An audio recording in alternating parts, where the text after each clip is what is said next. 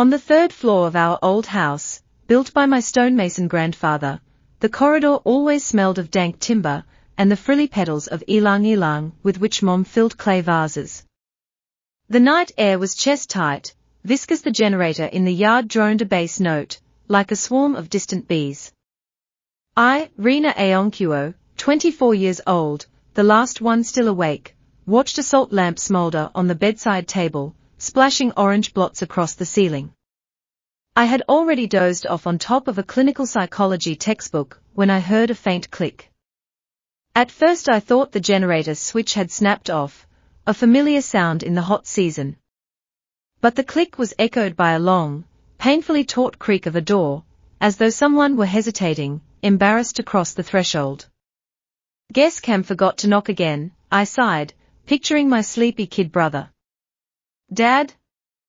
Slipped out when the silhouette swelled against the dark doorway. My father's body looked alien, a bare torso moist with sweat, pale streaks across the shoulders from the family canoe he'd spent all day varnishing with resin. His legs wobbled, and I heard the betraying clink of an empty bottle in the hall. But strangest of all was his gaze, murky, fog-soft, nothing like the steely squint of Chief Aonkuo the whole Okpanam Road knew. Ada, the whisper scratched the night. My heart lurched. Ada is Mom, the one now lying under European rehab lamps in London. Dad, it's me, Rena. My voice barely squeezed out. It snapped on the second syllable like a wet twig. He took a step forward, heavy as a stone dropped into a well. The stench of gin and burnt diesel hit my nostrils. Long fingers reached for my cheek, and I noticed how they trembled. Inevitable. Ada, don't tease your husband, he exhaled almost tenderly, blending softness and threat. Just one more time while the kids are asleep. Cold whipped so hard I went numb, every word shrank my skin, as if it were being dried in a smokehouse. My world contracted to three things: the lamp's glow, the shuffle of his bare heels, and my own pulse drumming in my ears. I edged toward the headboard, but my back met only the wall. Dad! The scream came out more like a rasp. Dad, stop!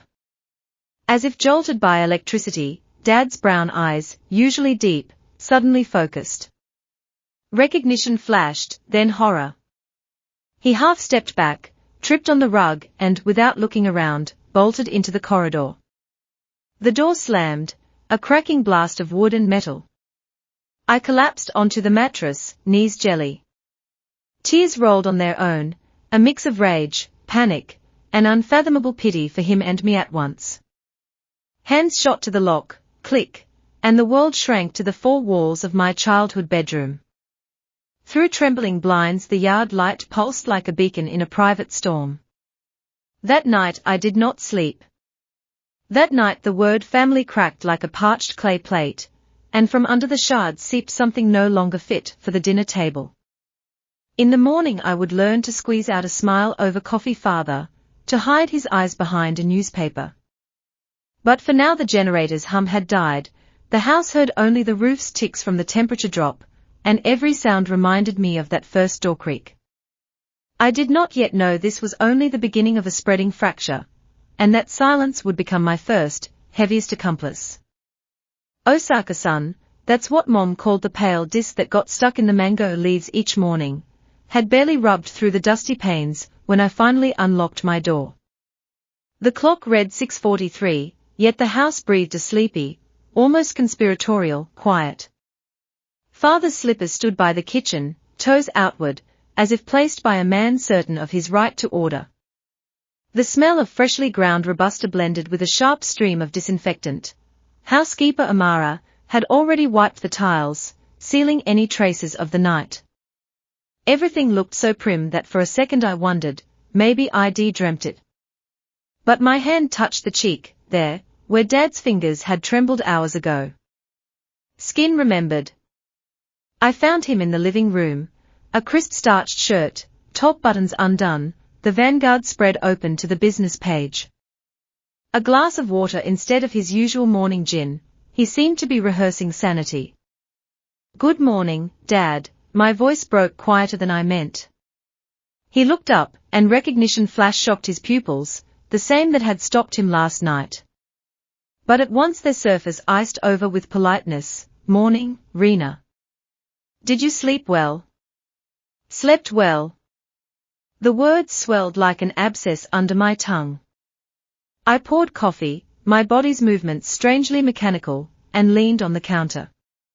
I wanted to scream, to shake him, to ask why, but my mouth followed the family protocol of silence. Problems are fixed by quiet, otherwise the neighbors will hear. Outside the kitchen window a violet gecko climbed the sill, carefree, as if the world hadn't split along a seam last night. 1.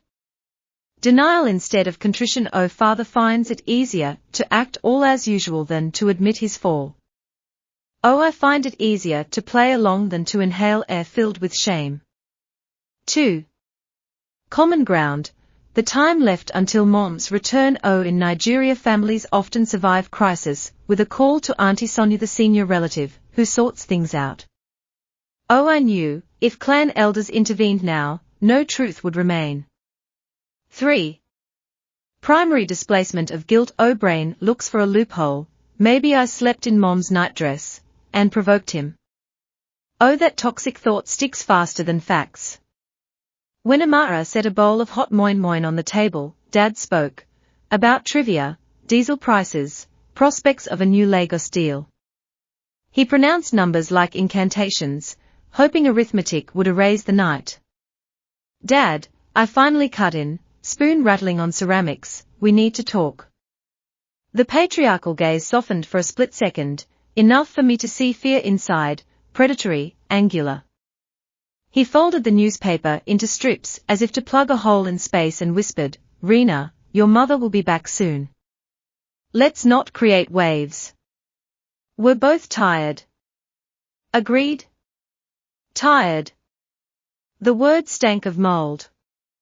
I nodded, not because I agreed, but because otherwise I'd sob in front of Amara. For a moment I pitied this once strong man now scared of his own memory. But pity quickly turned to resolve. If he chose to plug the hole with newsprint, I would choose ruler and magnifying glass. When they gag a victim, she learns to watch with a sleuth's eyes. I left the kitchen, feeling his gaze burn my shoulder blades. In 40 minutes he'd drive to the office. I'd be alone in the house. That meant time to question the walls. Here begins my personal archaeology, the basement storeroom, dusty boxes of receipts, old SIM cards, forgotten flash drives. Father's gadget, an old Lenovo he keeps for accounting. Password. Mom's maiden name and their wedding date. I'd known it since childhood. Folder Ada 17, I'd once seen family photos there. But what if it contained more than photos? Pulse bulged my veins for the first time since night. I smelled adrenaline instead of fear. At 9:12 a.m. the black Jeep with the Chief Aonquo Motors decal rolled beyond the gates. I waved to Amara, checking the meters, and slipped into the study. The screen lit up, reflecting my face, now resembling Mom's more than ever. I realized the door would creak again, but this time I was opening it. Whoever fears the truth may slam his own.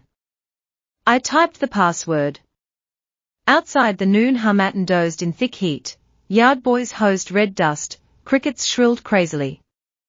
Inside the study the curtains were drawn, the walls kept cool and hush, like a conspiracy. I pulled the Lenovo close, as if a scalpel handed to a surgeon. Desktop, a single folder Ada 17. Heart accelerated. Click. Inside lay subfolders, Tax 2013, Len Meet, Mabel Trip. I opened Mabel Trip, JPEGs from Ghana where Aunt Mabel smiles arm in arm with my father. 6-year-old shots, yet father's face showed the same unguarded tenderness, as in old photos with Mom. Throat tightened. Cognitive dissonance. The man who nearly turned me into an instrument of marital revenge can look so gently at another woman. I closed the images, breath quickened, as if I'd run a mile. Needed a foothold aloud I repeated, Facts are the boat, emotions are the waves. Stay in the boat. In the root of the disk lay a small dot, that container. Dad likely never thought a little social media girl would know it's a TrueCrypt volume. But in the dorm we encrypted TV series to save data. I launched the utility, tried passwords, Ada 1964, Chief Mabel, $. Third try, volume opened, docs and 2 audio files. Footsteps creaked outside, the housekeeper headed to clean the bathroom. I froze, heart exploding in my ears. But the steps passed. Silence returned, thick as treacle. I put on headphones. First audio, muffled rustle, then Dad's voice, quiet, broken, Ada, come back. I'll do anything you know without you, the house is deaf. In the background a woman's whisper, hard to parse, maybe Mabel. File cuts off like a snapped thread. Second file, time-stamped a month ago. Dad's voice trembles, but with anger instead of plea, if she me reminds you of her, use it. Let her feel what it's like to be left alone. I ripped off the headphones as if scalded. Disgust hit in a wave, quickly followed by heavier shame, as though I truly had become a tool. Psychological fork, emotion, impulse, counterreaction, disgust at father, want to erase everything, run first, secure evidence, guilt, my looks provoked this, not my responsibility, fear of discovery, if he returns, he'll know I snooped, block entry, wipe traces, the desk's bottom drawer held a battered yellow envelope. Inside, DNA results from 6 years ago, paternity probability column, 21%. A sticky note on it, hush, kids never know. Aunt Mabel's handwriting. Document quivered in my fingers, proof of what Mom might have suspected but kept silent. A plan flared. 1. Scan the papers. 2. Send copies to Mom, only to her, before she returns. 3. Make a backup flash and store it away from the house. I caught my reflection in the laptop screen, same cheekbones as Mom, same lashes. This mirror twin had become the object of his delusion. Aloud I told the screen, I am Rena. Not Ada. Not an instrument of revenge. I quickly re-archived the .that folder, encrypted with password not errata. Copied to a microSD, hid it under a Converse insole. Closed all programs, put the laptop to sleep. Moved the chair back, knees shaky, but the floor no longer rocked. Outwardly the house still drank coffee and disinfectant smells, Dad in the office, Amara singing softly. Inside, I held proof of infidelity and the first weapon against domestic silence. Psychologically, shock phase shifted to controlled fury. Fear became fuel, not chains. I stepped into the corridor, where a sunbeam sliced dust like a golden knife. Inhaled, sweetish, as if sugar burned on the stove. The scent of change, first it resembles char, but it tells you something old is burning out. Friday, 1803. From the kitchen wafted stewed pepper and generator smoke, the aroma of a home evening that could never be ordinary again. I stood on the second-floor landing, palm over the flash drive under my sneaker sole, a tiny wafer capable of turning the family legend into rubble. Below, the front door banged. Dad returned early. His tread on the stairs, heavy, metal. He was sober, so he'd remember everything. He looked up, our eyes collided halfway. No usual hi, aye. The silence between us, drawn bowstring. We need to talk, I said. My voice resonated but didn't shake. Of course, he answered distantly, as though he already knew the topic. We entered the living room. Venetian blinds cast narrow bars on the walls, like prison slats. I moved a chair to sit straight across, no angles for hiding. On the coffee table I laid the proofs, DNA printout, scan of the love letter, my dearest Mabel, flash drive in a plastic pouch. He blinked, a nervous microjolt, recognition. You went through my things, soft. I looked for the truth, just as soft. He tried his familiar weapon, accusation. Why do you need this? You're still a child. Some things children shouldn't know. I countered with his own thesis, yes, and children shouldn't experience, say, their father entering at night calling them by mother's name. Words fell like stones through glass. He jerked. Cheeks twitched, pain or rage. I was out of my mind, he forced. Alcohol longing, you look so much like her, his voice broke, blended guilt and self-defense. I jumped up, resemblance is not consent. My face is no invitation to relive your revenge. You looked at me and saw a ghost in a living person. He palmed his brow, as if to break thought. I realized his split. Part of him still loves Mom, part hates his own guilt, and both parts attacked the most fragile object, me. Tears rose, but I forbade them. Let there be no fog on the battlefield. I sent copies to Mom, I stated. He jerked his head, fear of losing his last mask. If you try to destroy the family is destroyed not by information, but by lies, I interrupted. You have a choice, truth out loud or truth in court. Fists clenched, not threat, but muscles screaming. Cracks showed on his face. Suddenly he slumped on the couch edge, exhaled like a pin pulled. I don't know how to stop being what I've become. First honest sentence ever. Not repentance, bewilderment. Inside me, steel rods trembled, rage on one side, terror of being suddenly the bigger one on the other. I spoke slowly, adult, 1. You will listen to Mom without interruptions. 2. A DNA mistake is no license to wreck lives. 3. I am in therapy, and so will you be, or you lose me for good. Each point a warning shot. He nodded, not a promise, a confession of defeat. Enough for me to taste oxygen. When he left, a crystal vase chimed somewhere in the hall, the home redrew its silence. I stood alone, knees shaking from delayed adrenaline. On the table the flash drive remained, tiny shard with which ID just lanced a family abscess. Outside a bread truck horn slid along the street, routine returned, but with new resonance, a bit higher, a bit cleaner, 4 walls finally let air through. Live clash, child vs parent flips the power polarity. Anger transforms into conditions, not revenge. For the first time Rena says aloud that victim silence. Next stop, Mom's reaction and the final choice. Can a family exist without silence, or does each go their own way?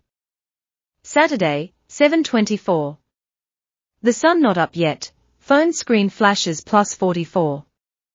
I sit on the bed edge, fingers disobey, last night's jewel still hums within. Mom? Rena, I got your letter. We must talk, now. Airport hum behind her, Heathrow Transit. She's flying home without warning, skipping cheap fares. Truth costs more, she explains. At 18:05 the taxi stops at the gate. Mom steps out, wool coat creased, weekend suitcase. Her eyes hold a surgeon's focus before hard surgery. In the house, cinnamon from Mabel's rolls competes with the smell of upheaval. When Mom enters, the aroma turns cloying. Dad exits the study, no tie, but wearing traditional boo-boo like at family feasts. Attempts familiar charisma, Ada, you're tired, no. Living room, now, she looks past him at me. Rena, beside me. Aunt Mabel appears last, dish of rolls, Doan sugar shield. We sit. Coffee table holds copies of the DNA test and letters ID sent Mom. Papers seem modest but the air sparks. Mom starts low, no preamble, Aonquo, I have loved you since 18. But love is no army uniform to march against enemies. It won't shield your fear or justify your rage. He tries to object. She lifts a palm. Let me finish. Then she faces Mabel, voice softer yet steely. Sister, you were my mirror. When you chose to love behind my back, you shattered your reflection and mine. Mabel lowers gaze, fingers shred a napkin. Mom places a new folder on the table, an old test dated 2001, shed known long ago. I forgave then because I believed family stands above. But last night, reading Reiner's words, I realized my silence became a weapon against our daughter. Snap! A lock clicks for all three. Dad whispers, Ada, it's all my fault. I got lost. When you left I felt abandoned. I wanted to punish you through, he gasps, through an image. Mom closes eyes, tears glitter but don't fall. You wanted revenge and picked the most defenseless. That's not confusion, Aonkuo. That's cowardice. Silence thickens. I see Dad shrink, authority suit sliding off shoulders. Aunt Mabel weeps quietly, not theatrically. Mom leans forward, voice like treaty clauses. 1. Marriage on hold. Lawyers to prepare separate living and financial guardianship for the younger kids. 2. Aunt Mabel leaves the house in a week. 3. Dad enters therapy and alcohol rehab, accountable. 4. I, Rena, stay free of your drama. My therapist is not a family counselor. Each clause nails shut one era, lays foundation for the next. Mom flicks a Zippo, Dad's old gift, ignites a past love note, paper flares alarm, almost shrieks. I fetch a metal tray. I burn not your guilt but my silence, she says, watching ash settle. No one hurries to mute the alarm. Catharsis allowed. We step to the porch. Sky lilac, air smells of burnt paper and cinnamon. Dad stays inside, we hear him sob loudly, disordered, strange, but no longer scary. Mom lays a hand on my shoulder. I left you keys to my new city apartment. Not a flight, a reboot. Whether you live there or here is your choice. I hug her. Our resemblance for once affirms life, not fantasy. On the fridge hang 2 sheets. First, Dad's medication chart, antidepressants, 3 gratitude thoughts, therapy appointments. Second, my quiet trauma seminar schedule, Saturday campus, Wednesday online group for women who survived incestuous threats. A calendar doesn't erase the past but turns it into coordinates. Yesterday was chaos, today a series of points to navigate by. Dad still lives in the big family house, but the living room now has no locks, doors removed, space open like a drained wound. Once a week I come to lunch, sit across from him, and we talk not about what happened, therapist logged that, but about how we survive after. I want you to see my truth, I say, opening drafts.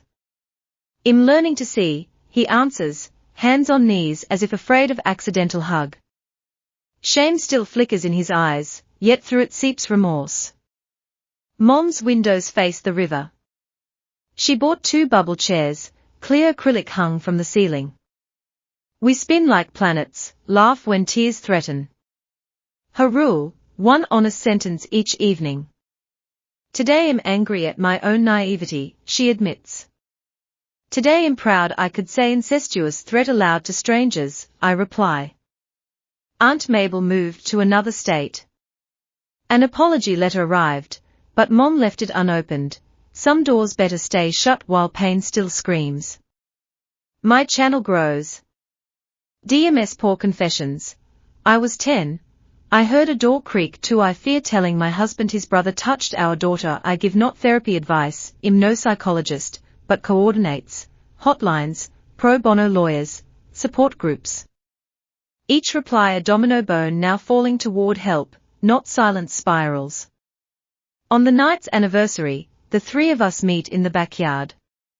Metal tray holds old letters Mom once spared.